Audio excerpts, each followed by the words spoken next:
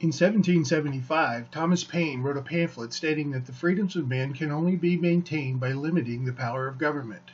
The pamphlet was called Common Sense, and today it still is common sense. I'm Mark Zaccaria. I'm April Giarrusso. This is Common Sense. Welcome back. If you're looking for the imponderable, at least as it pertains to life here in Rhode Island, you might be a regular viewer. If you're willing to believe that government can actually lie to you and then call you negative for pointing that out, you might be cut out to appreciate common sense. If you infer from the discovery of $1 million case of fraud in a program in which tens of thousands of merchants participate that there might actually be more than one if we kept looking, you have come to the right place for your weekly dose of reality in a looking glass world. We'll cover all those fantasies and more when we analyze the news for the week. Then, we will cut to State Representative Patricia Morgan's regular in-depth interview. This week, Pat talks with Mike Stenhouse of the Rhode Island Center of Freedom and Prosperity about the center's study of best and worst bills in this session of the General Assembly, among other things. Between segments of that narrative, Mark and I will reappear to ask, and then re-ask, our favorite eschatological question. Are you kidding me? As usual, the show will wrap up with wise words from Portsmouth's Jeff Richard. This time, Jeff turns his intellectual searchlight on the standard mental checklist we all use to get a new month started. Now, to get all that rolling, let's go to some of the analysis of top news stories in the Ocean State this week. Mark, can you kick us off? Can do, April. When Lewis Carroll introduced his readers to the upside-down world that Alice encountered in Wonderland, he must have been having a laudanum-induced vision of Rhode Island in the 21st century. Everything was backward in Carroll's distorted dystopian world. The Queen made proclamations to an unsupportive crowd, then declared them all negative when they complained about her orders. Or was it off with their heads? Insiders like the March Hare and the Mad Hatter went about their business oblivious to Her Majesty's orders, but always flourishing nevertheless. Whenever Alice questioned any of this, she was immediately distracted by being made small or 10 feet tall. Lewis Carroll may have been the second coming of Nostradamus. Look what he foretold. The legislature and the executive branch here in Rhode Island used talk of a statewide program of infrastructure repair as a distraction and pretext for forcing a legally questionable truck tolling scheme on Rhode Islanders. Then they quickly set about using the money for something else entirely. In his Ocean State Current blog, Justin Katz asked if any of us remember the map Governor Raimondo used to sell the original roadworks program. It showed 224 structurally deficient bridges around the state. Now, after all the hoopla of the political equivalent of an 8-month running gun battle, we plan to deal with just 7 of those failing structures. And by the way, all 7 are in the same 1-mile stretch. And for purposes of this project, the term deal with is defined as demolish to make way for a tunnel. Ask any of your friends if they think they've been lied to and ignored by the administration during this political pantomime, and they'll answer, heck yes. Then ask if they think the current cost estimates are lies too, and you'll get the same answer. But we'll still be expected to pay up no matter what. Here's my question. Our state government sends us an unending stream of invoices. But do we feel like we are getting value for any of that money here in Rhode Island? Yeah, right. So what are you going to do about it? Move to the Carolinas? There is quite a community of Ocean State expats down there. Or are you going to get mad and then get down to your polling place on Election Day? If we don't take action while we still can, we'll be left with nothing else to do but just ask Alice why she's 10 feet tall. April? The owner of a convenience store in Providence pled guilty in federal court last week to food stamp fraud. The Valley Breeze reported that the store owner defrauded the Supplemental Nutrition Assistance Program of more than $1.1 million. Oh snap. My apologies, but you know I had to. The fraud reportedly took place over the course of 6 years, and you may be asking why our state failed to detect food stamp fraud in a single store for 6 years. The answer is because nobody checked, of course. The SNAP program involves both state and federal tax dollars, so this really isn't on Rhode alone. But if someone had checked up on this particular store a little sooner, then maybe the stolen and squandered tax dollars wouldn't be in the seven-figure range. At least that's what Monique Chartier of the Ocean State Current believes. I agree with her that it is unacceptable that our elected officials are showing such low regard for our tax dollars. Now, if it was that easy to get away with food stamp fraud for 6 years, it makes you wonder how many other stores are taking advantage of this lackadaisical government. Let's take that one step further and wonder what other social programs, aside from SNAP, are so easily defraudable. And once you've considered all those factors, take a look at the taxes that are being taken out of your paycheck. And please remember one very important thing. We've got elections coming up, and you can absolutely do something about this mess. Back to you, Mark. Thank you, April. Let's take a look at a tale of two citizens. Both are leaders in Rhode Island, but each has recently staked out a very different path from the other. First up is Senator Jim Sheehan, a Democrat representing the Shoreline District of North Kingstown and Narragansett. A teacher by trade and a staunch union man, Senator Sheehan hasn't always been the best friend of the Ocean State taxpayer. Still, it must be said that his recent and repeated efforts to get a constitutional amendment started to reestablish Ethics Commission authority over the legislature has been both right-thinking and courageous. You will remember that in 2009, former Senate President William Irons performed an extreme act of judicial legerdemain when he convinced the Rhode Island Supreme Court that the speech in debate clause of the state constitution was a get-out-of-jail pass for any lawmaker. Irons beat a conflict of interest beef by doing so and immediately went on his merry way. For years, Senator Sheehan has been trying to rectify the gaping loophole that resulted in the state's ethics law. Recently, the present Senate president has lectured him during a caucus meeting to stop pushing this idea because the House has threatened the Senate with defeat of every bill it offers if this one passes. Hey, that sounds like the American way. Just last week, House Speaker Nicholas Mattiello grumbled publicly that this year's offering by Sheehan was the worst bill he'd ever seen. Is that because it hits so close to home, Nick? Sheehan is at risk of suffering personally for continuing to promote this good idea. Compare that effort on our behalf to what RIDOT Director Peter Alviti has been up to recently. Alviti made his bones in a long and distinguished tenure as Cranston's Director of Public Works. More recently, though, he has sullied that reputation by using stealth and deception to push the 610 Boulevard as the only project to result from promises of roadway and bridge renovation across the state. Sure, the plans for this Olneyville project have been on the drawing board for 30 years. Sure, he had to have the okay and probably the blessing of the governor to publicly, blatantly pull this bait and switch. Still, I can only assume that Mr. Alviti is right now growing a full beard. That's because, were he not, he'd have to face himself in the mirror each morning while he's shaved. Both these gentlemen are public servants. Which one better fits your image of how you'd want your state government to work for you? April? Thank you, Mark. Now, before we get to the first segment of Pat Morgan's wide-ranging interview with Mike Stenhouse, let's talk about our tourism logo contest one more time, and then ask the question on everyone's lips. Are you kidding me? If you're a regular viewer of the show, you know that we've been running a contest to do a better job on a logo and meme for Rhode Island than Cooler Warmer. The entries have been flooding in. They're all up on the website, and I think that you should take a moment to go and vote for the winner. Your vote counts because the winner's prize is $1,000 that's been donated by an anonymous donor to get this thing going. So people have done all the work. Please go to the website, vote now, and next time around, you'll know who the lucky winner is.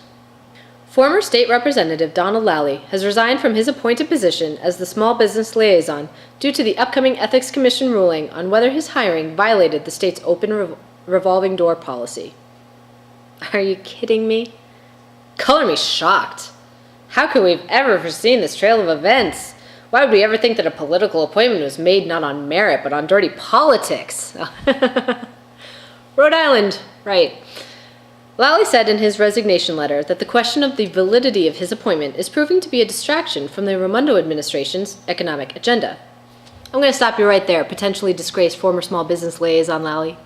If you watch the show, which we all know you don't, you know that nothing distracts us from our state's economic agenda.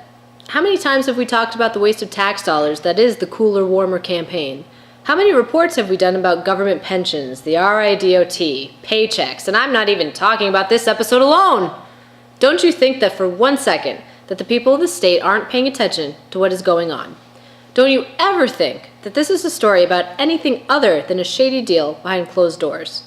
In September, the state Republican Party chairman, Brandon Bell, filed an ethics complaint over Lally's hiring because he was given his position about 3 months after resigning from the General Assembly. That's a revolving door violation, and you know it.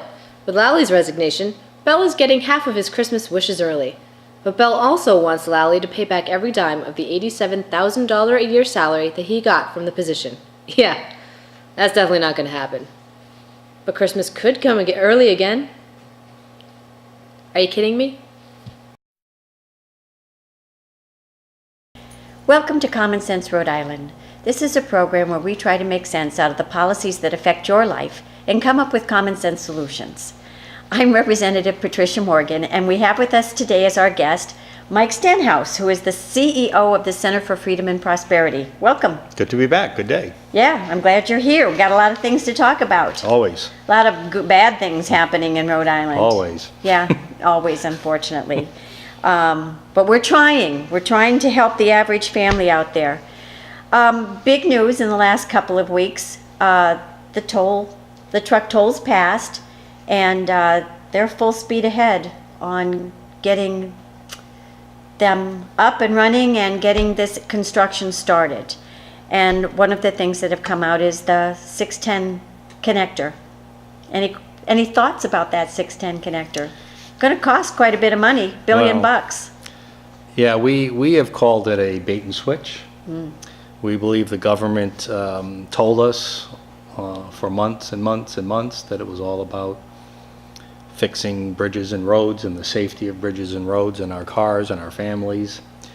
And what we find out now with this new green gateway and tunnel plan that they're talking about on the 610 connector is that most of the money appears to be allocated towards some green utopian gateway, they call it, which advances this federal sustainable development agenda. A bus lane to nowhere, which we knew about. Yeah. And this new tunnel idea that was never discussed. I mean, how do you have an $800 million project? You were in committee. Did they ever mention any of this stuff to you? Not once. So and then within 4 weeks, they have this tunnel plan all developed, ready to go down to Washington for approval. It's lying by omission. Sure. To never have mentioned that now we're thinking of not just fixing the bridges in that 610 area, but taking them down, putting a highway underneath and a sound like 38 Studios where you it's a where you bait and approved switch. 125 million and only to find out that 75 million it was designated for one purpose. Same thing. You approved this $800 million plan, and we find out that most of it was designated for something they never talked about. Yeah, I tried to warn the other legislators down there that this was not about bridges, that we could repair the bridges with the money we had. Right? And that the only reason for the tolls was the 610 connector. And the dedicated high-speed bus lane to Cranston. I've done the numbers, and they expect that they're going to get 4,000 new riders if they do this dedicated bus lane. It's a high-speed bus lane. And it's based on the fact that if you go faster, more people will take the bus. Perhaps. I don't know where they get the 4,000 number, probably picked out of the sky. But let's say they're right. They've got 4,000 new riders. Do you know that it will take them 200 years to make it revenue positive?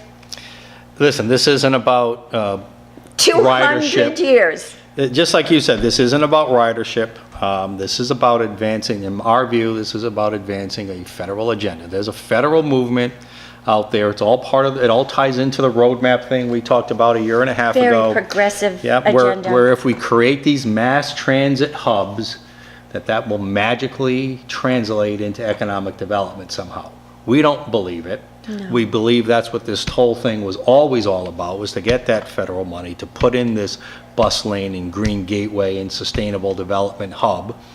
and it doesn't serve the taxpayers. It's not going to pay off for families in Rhode Island. And why are we tolling truckers throughout the state so we can build this really utopian green 610 connector? Well, that's the real tragedy of it all. You know, I was behind a Bentley the other day. Beautiful car. Have you ever seen a Bentley? Yeah. They're really pretty cars. And I was sitting there thinking, geez, I'd really like a Bentley. But I'll never get one because I can't afford one. And that's kind of like this.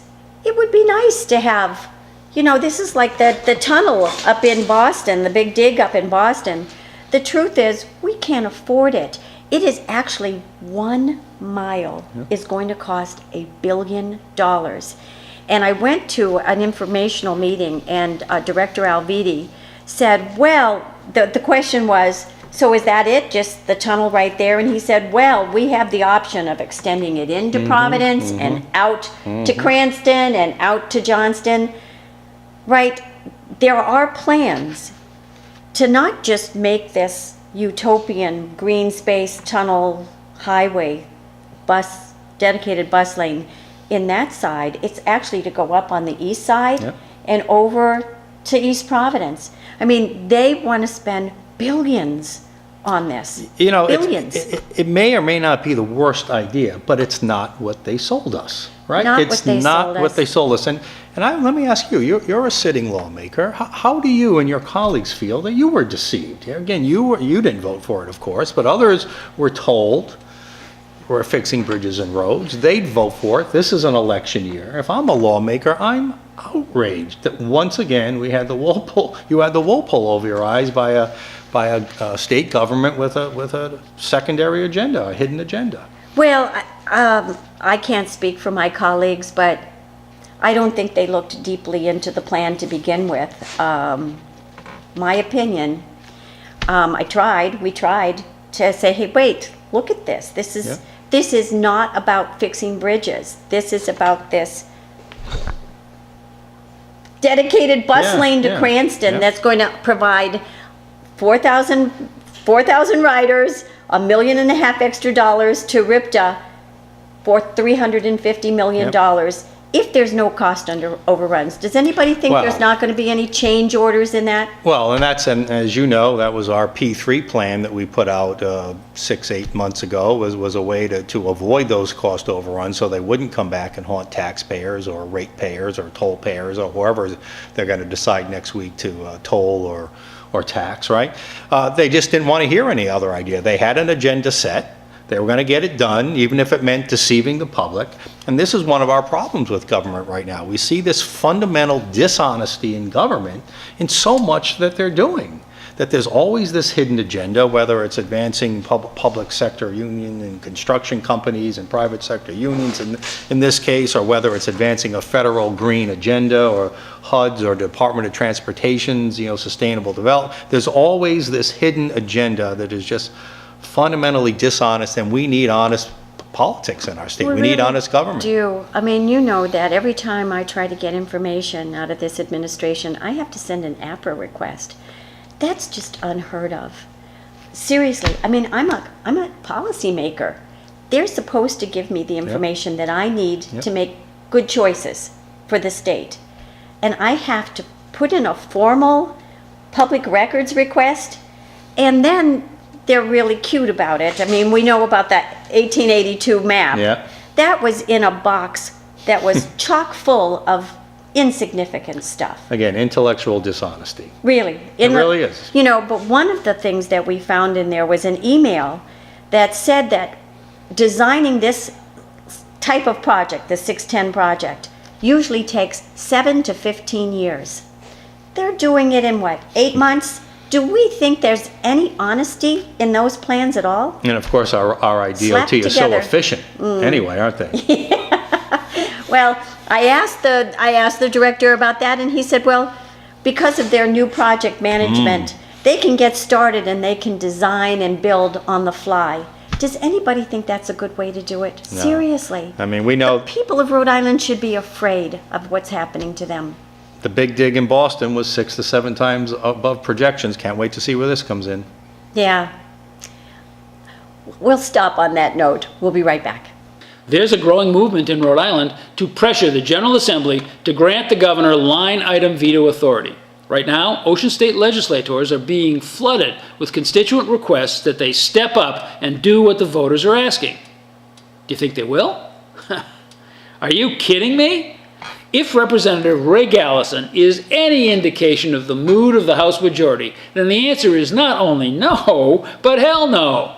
Gallison, a Democrat who represents Portsmouth, Tiverton, and both Patience and Prudence Islands, is also chair of the House Finance Committee, so he's been seeing a lot of constituent contact from all over the state.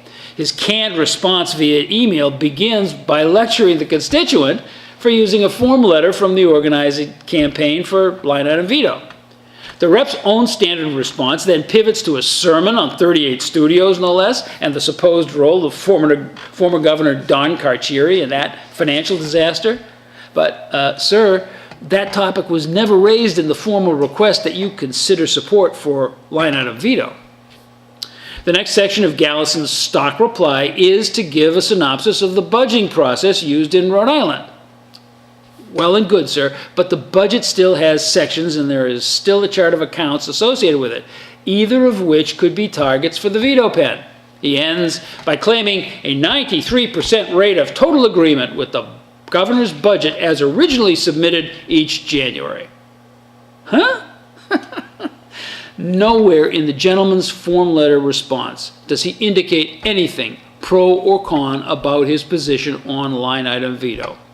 So, not actually knowing how Rep. Gallison feels on the question, which was posed to him, I'm going with no way on the line item veto this year.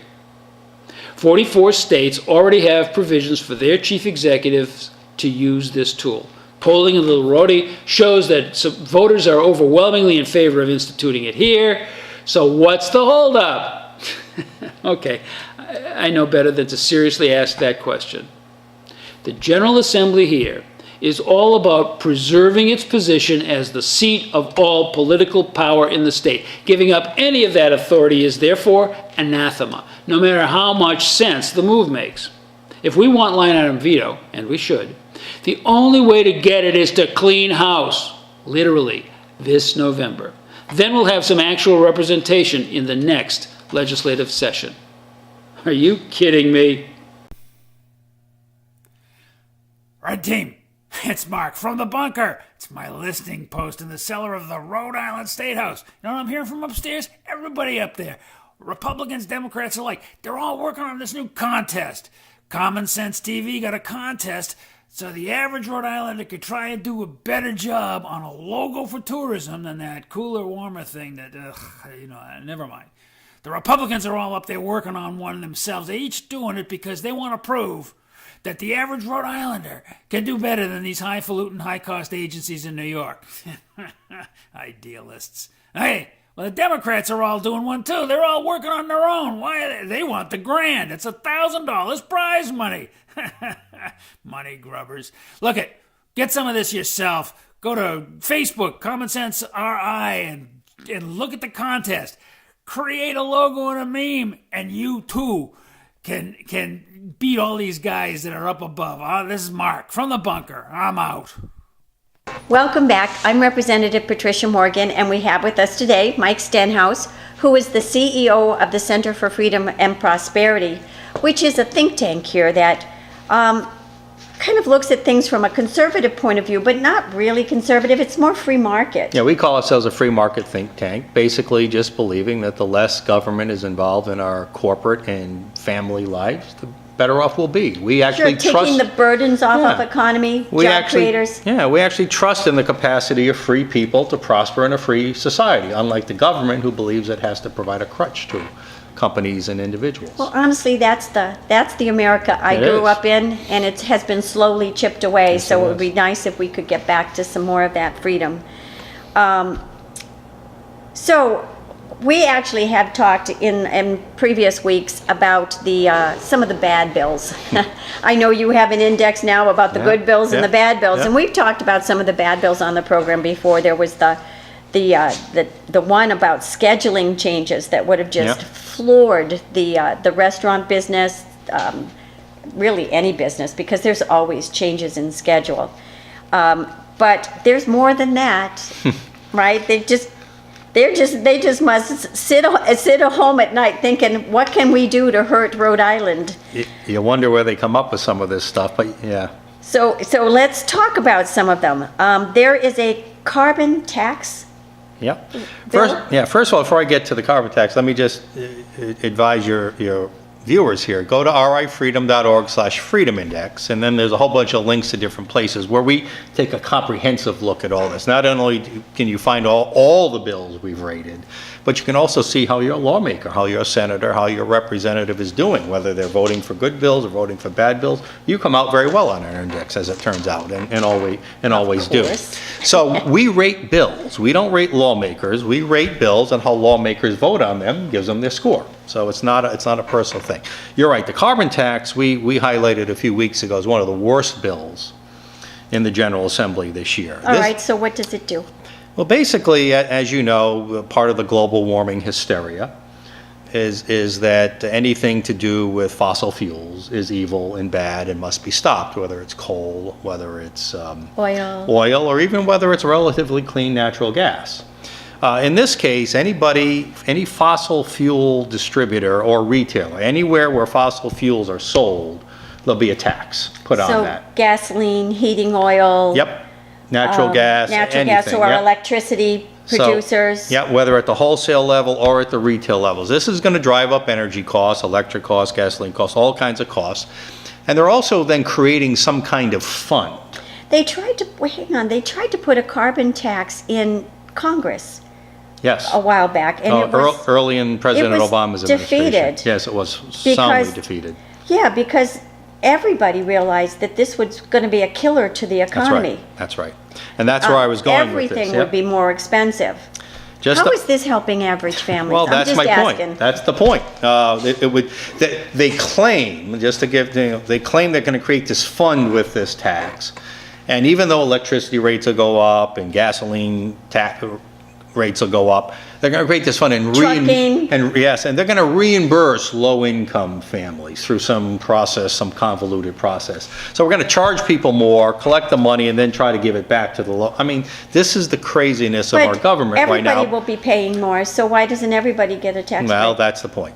So it's going to be a hit on our economy, on all families, on all businesses. I mean, one of the big costs of business is energy tax, especially those that use transportation or trucking or use energy in manufacturing or something like that.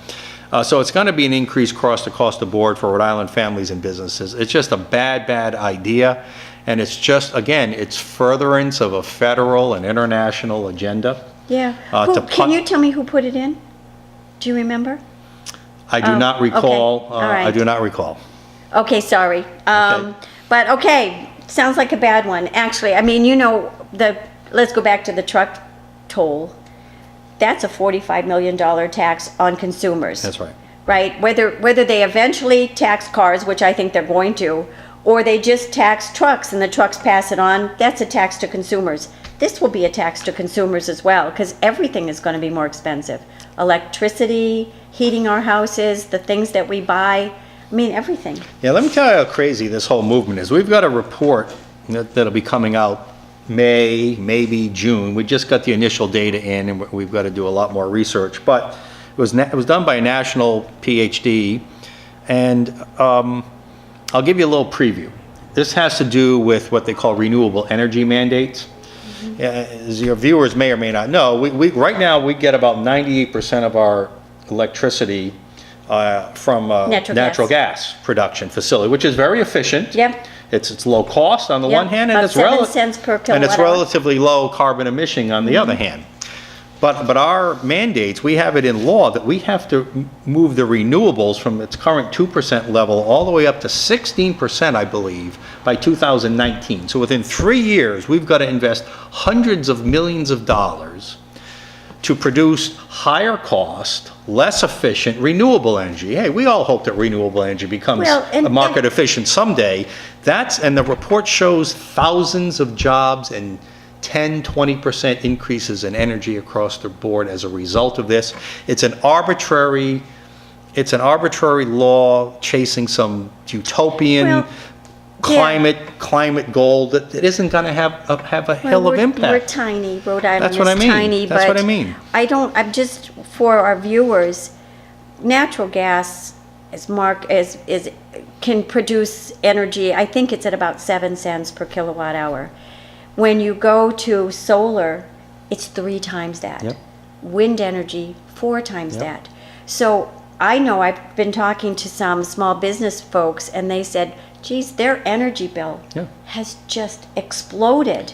Well, the folks in my district's energy bill has exploded too. I mean, I have widows living on Social Security. I have young families just trying to make it, put it all together.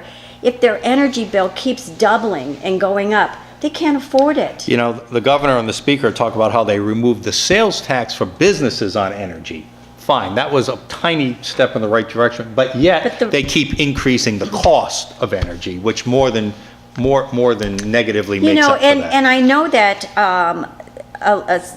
the sponsor of the Energy Renewable Standards, who is Representative Ruggiero, keeps bragging, well, they've grown so many jobs in the solar energy industry. Well, of course. No. We give them a 20% subsidy for every solar panel they put in. And then we guarantee them that the electricity that they produce, that they can sell back at 3 times the market rate.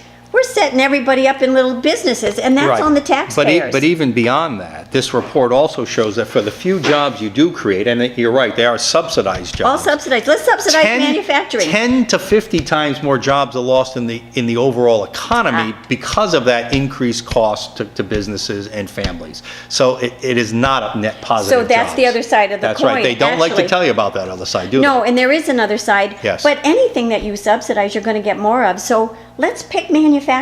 Let's subsidize them. Let's pay for 20% of their workforce. I bet we'll get more of them. And anything you raise cost on, like businesses, you're going to get less of. And that's what we keep doing to ourselves in this state. state. Especially with those energy standards. And I'm not against renewable energy. It's just we can't afford it. When it becomes market ready, let's go for it. That's right. Exactly. Yep. Listen, before we go on to the next one, we're going to take a break, and we'll be right back.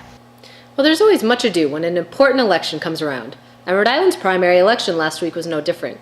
Our local POSOCs thought it would be fun ahead of the primary to see people based on the presidential candidate they support. But those plans were scrapped because of poor fan feedback. Are you kidding me? Maybe plans are scrapped because it's a stupid idea. McCoy Stadium did have an entire night dedicated to the election called POSOCs Primary, where between innings fans were dazzled by such topical entertainment as a foot race between candidate imitators. But let's face it, the idea of seating people based on who they are voting for is ridiculous for many reasons. First of all, this presidential primary has become such a circus, you know a fight is going to break out. You just know it. Second of all, you're going to make people sit in a specific section based off of a particular detail that describes them. Why not make people sit in sections based on their age? How about their religion? You see where I'm going here? Am I painting a picture? Is it not 2016? A spokesperson for the team said that the change was made not because of an outpouring of public unrest, but because of a smattering of social media posts and emails. Because when you know something's stupid, you don't need to wait for the to hit the fan. Baseball fans don't want to think about politics when they go to a game. They want to unwind after a hard work week, have fun with their family, take in a local game, avoid the bombardment of political ads and debates. We all need that sort of release. So think about that the next time you make a cheap grab for ticket sales. Are you kidding me? Welcome to Common Sense Rhode Island. I'm Representative Patricia Morgan, and this is Mike Stenhouse. He's the CEO of the think tank, which is the Center for Freedom and Prosperity. And Mike, we've been talking about some of the bad bills, kind of the worst bills that are put in for consideration. And if they ever passed, they would be death knells to average families in Rhode Island. So let's talk about some that are kind of wrapped around affordable housing. Okay. I know that the representatives in Woonsocket have put in one that would penalize any town that hasn't met their 10% affordable housing benchmark. or number, whatever it is. It's just a goal. It's a goal. It's not a mandate. It's all right. Yep. Now, for people, for the viewers, affordable housing is not what we think of as below market rate apartments and stuff. It is housing that is paid for or has some connection to government money. Subsidized. Yep. Subsidized. Usually comes from In HUD at the some federal way. government, right? Right, so people in trailer parks, which are affordable housing, they're not counted. People in low rent apartments, they're not counted. It's only where it's Section 8 or some kind of government money has made the creation of these apartments or True. houses. True.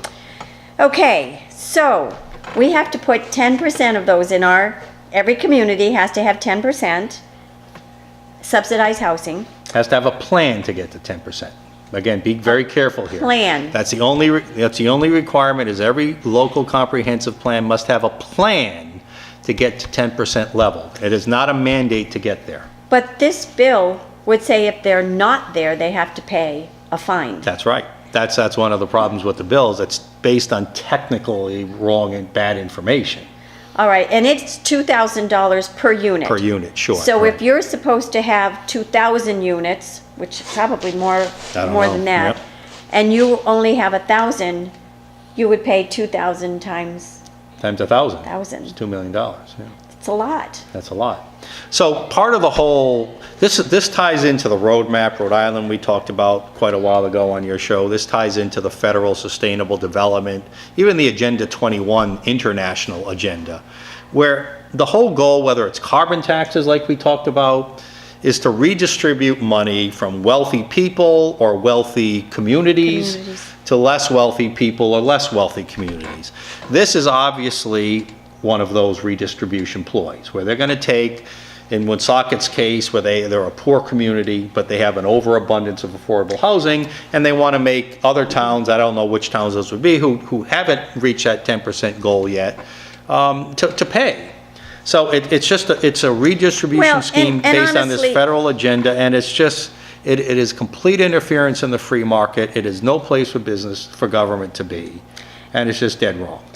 I think it's kind of laughable that the Woonsocket reps put this in, because Woonsocket a few years ago made splashes in the national papers on only having an economy, kind of having an economy wrapped around the first of the month when all the welfare checks came in, around food stamps, right? Do we really want that for everybody in Rhode Island? Well, that's the irony here, is that when the Woonsocket people are pushing this because it's their town who followed to the T this HUD affordable housing, built, subsidizing this, attracted low-income people who are dependent on government assistance, drove out businesses, drove out other middle and upper income people. But they have the highest property tax Yeah, in right, Rhode Island, right. highest property tax, because all those affordable housing units don't are pay not much. taxed. Right, well, not taxed Not at the regular same rate. level. Right, and they've driven out people. So you've got a city in town in Woonsocket who has suffered because of this affordable housing craze,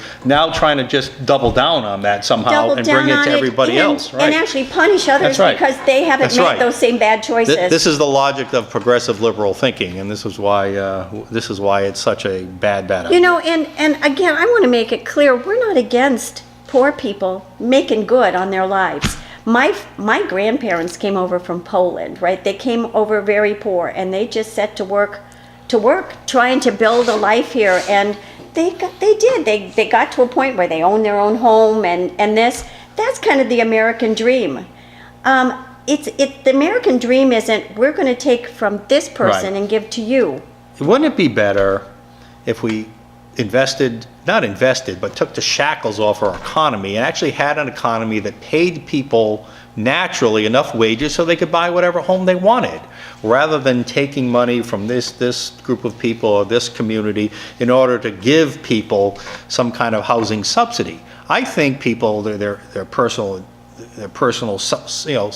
self-value, their financial well-being would be much better off if we had a better economy and they had good job jobs. opportunities. That's exactly. right, good jobs, where they might start low, but then they get the next best job and then a better one and a better one. We keep trying to fix the symptoms through more and more invasive policies rather than fix the core economic problems we have in the state, and that's where our center comes from. We want every family to be prosperous. We want every family to be able to afford a decent home for themselves and their families and to move up the income ladder. How does this help?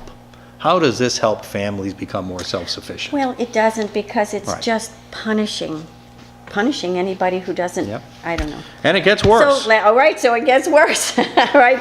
So what is the HUD felony rule? Well, now apparently a federal regulation out of HUD, the Department of Housing and Urban Development of Washington, D.C., whose mission is to ensure housing is available to as many people as possible. But they now see it as discriminatory for landlords to do a background check on prospective tenants.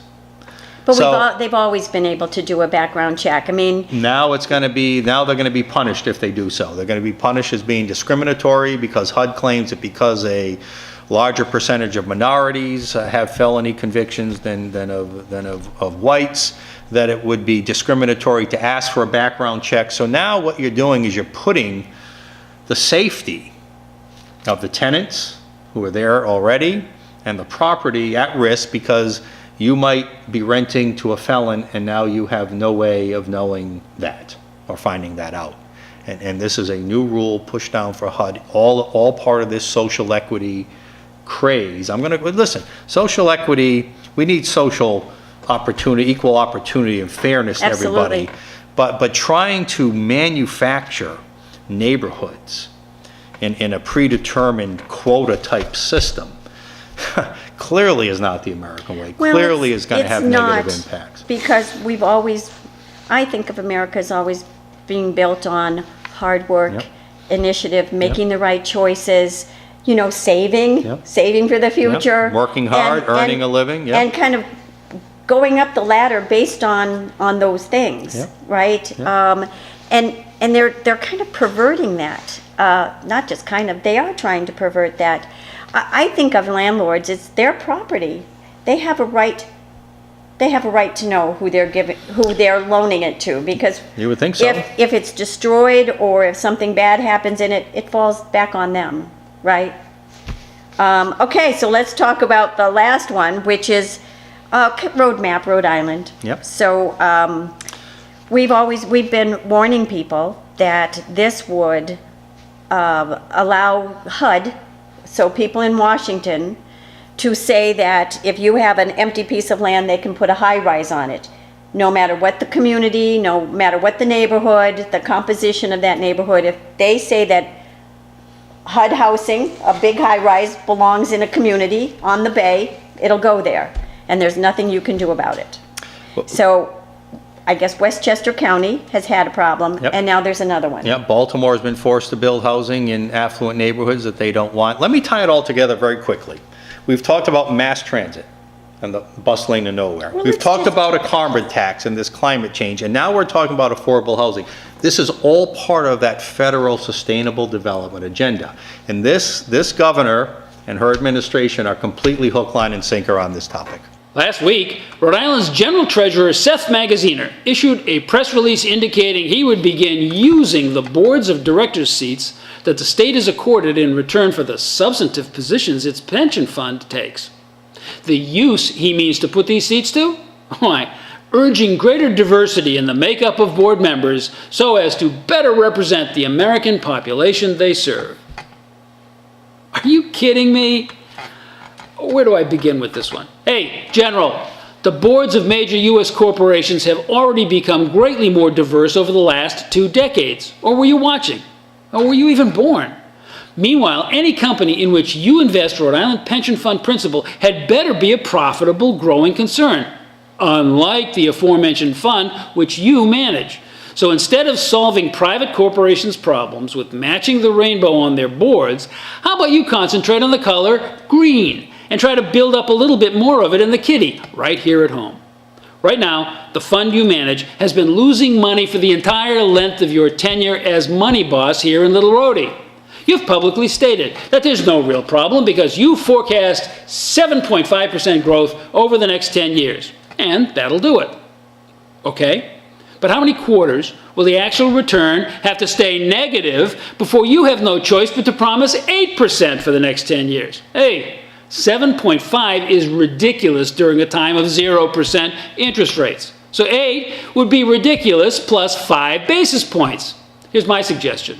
Let corporate responsibility be the job of the corporations for just a little while longer while you study up on how to make your own numbers black. Or, as a wise woman once said, you had one job, just one.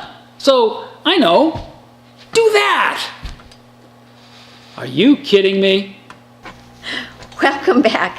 I'm Representative Patricia Morgan, and I have with me today as our guest Mike Stenhouse, who is the CEO for the Center of Freedom and Prosperity, which is a think tank that is a free market,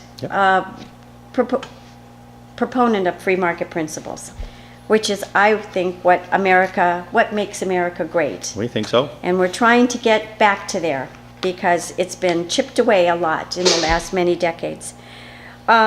You have started a new index, and I just love this. There is no joy in Mudville in Rhode Island.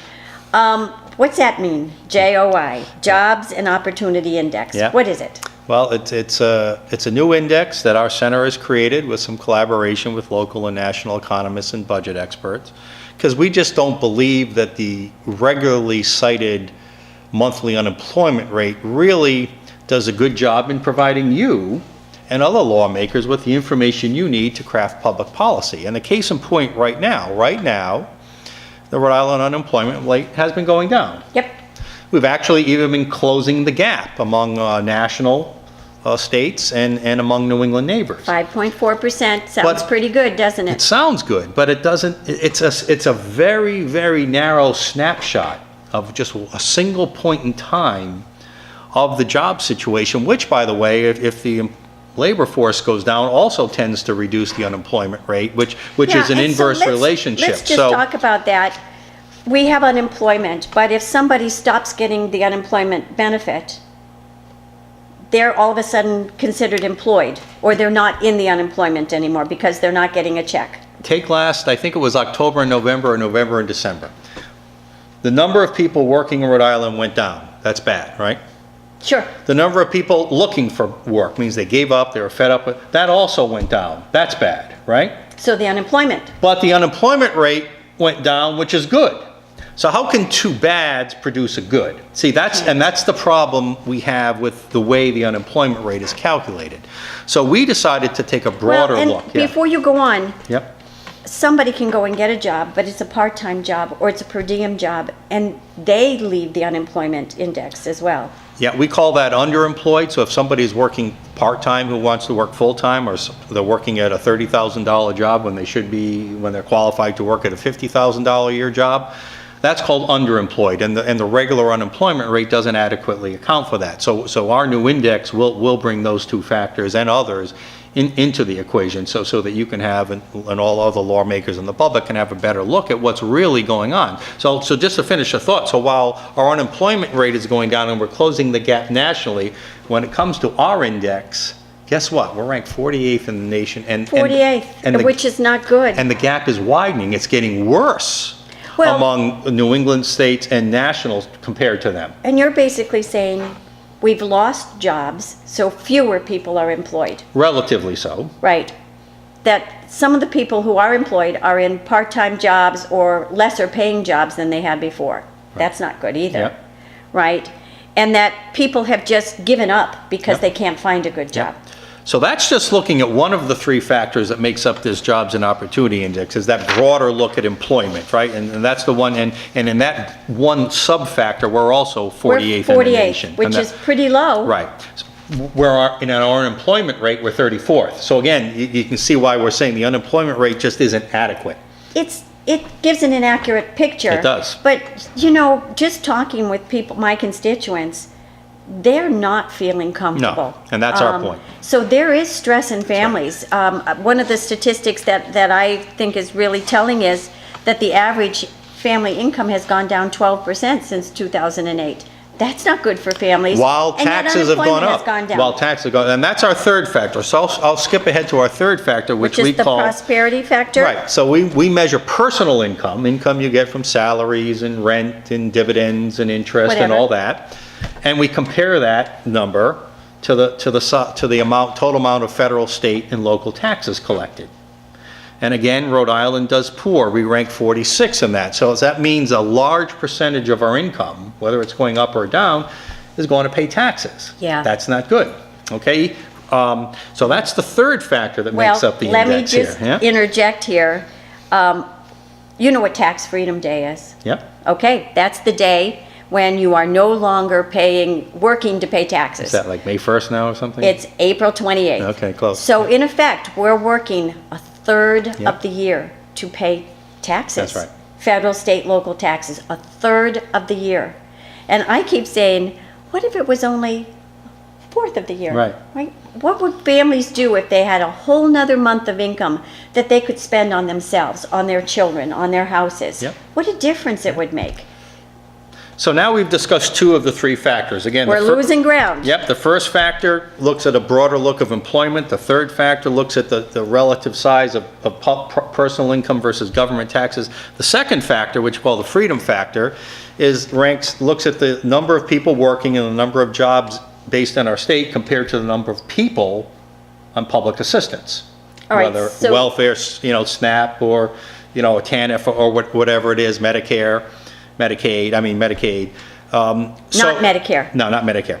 So again, we believe these three factors that take a broader look at employment and that basically looks at the relative size of the private sector versus the government sector and personal income versus government taxation. Those three things can paint a real broader picture for really what's going on with our family well-being. Let me just talk about the freedom factor again. So people working versus people who are getting welfare assistance Yep. in some way. Yep. But you're not counting Social Security or anything No, like that? no. Okay, so it's just people who are of working age but aren't Yeah, versus people who are. who are working. And we're 39th. We're 39th. It's one of the factors, 39th is our best of the three, but that factor in recent years, we're moving We're away losing from the ground. norm. We're losing ground on that So- factor faster than anyone, which means a lot more people going on welfare rolls. And we predicted that with the UHIP, that was part of the Health Source Rhode Island, and just the overall progressive approach from Governor Chafee and Governor Raimondo to try to get more and more people onto public assistance. I think that's what's reflected in that factor. So is it? It's both. It's both. So people not having jobs as well as people going on assistance. And I guess people who are of working age and can't find a job do go on public assistance. Yeah, So there's a little they bit of work a together. connection there. Yeah. And we're losing ground there. Yeah, and we're like third worst in the nation as far as recovered the number of people working since the pre-recession days. Yeah, we haven't gotten back all the jobs we lost. We're third worst in the nation on that. Converse that with like a right-to-work state like Michigan, which used to be last and has now shot up, and they've gone way past us. So right-to-work, you can see the immediate effect that's had on jobs in that economy. All right, so you have the job outlook factor, you have the freedom factor and the prosperity factor, and they all come together in this JOI, which is called The Jobs and Opportunity Index. And is there an overall Yep. number for the jobs and opportunity? Yep, so this produces a scale from 0 to 100. Right now, Rhode Island has a 17.4, which ranks 48th in the nation. I think New not good. Hampshire might be number 1 or number 2, if I recall. New Hampshire is at the top. They are, right up the road. There are some good policies and a model we can follow if we want to have jobs and prosperity in our state for our families. All right, and that's what we really do want. We don't want people on welfare. I think people on welfare don't want to be on welfare. I agree. They want jobs. I agree. They want to be able to catch the American dream, right? But the government And- wants their votes. Yeah. That's the difference. That's the difference. Well, listen, thank you so much for coming and sharing this with the folks. And I hope you come back next week. We have more to say. Thank you. My wife and I were out of town the 1st of April. I can't remember the last time we were gone from the beginning of a new month. So we had forgotten what we usually do the 1st of each month when we got back. Yep. Forgot the dog meds, forgot to put the goop into the septic system, forgot to check the smoke alarms, and on it went. we are about caught up now. Better late than never. You might ask, where were we? Well, if you saw the cover of the latest edition of Sports Illustrated, you know that all of Nova Nation was either on the campus or glued to the tube. Well, we traveled to the Villanova campus to attend the semi-annual Villanova Singers reunion. Just so happens our reunion planners always assume, the Wildcats will make the Final Four and we can watch on a campus big screen. So for the second time since the reunion singing began, we were at Villanova for the Saturday game against Oklahoma.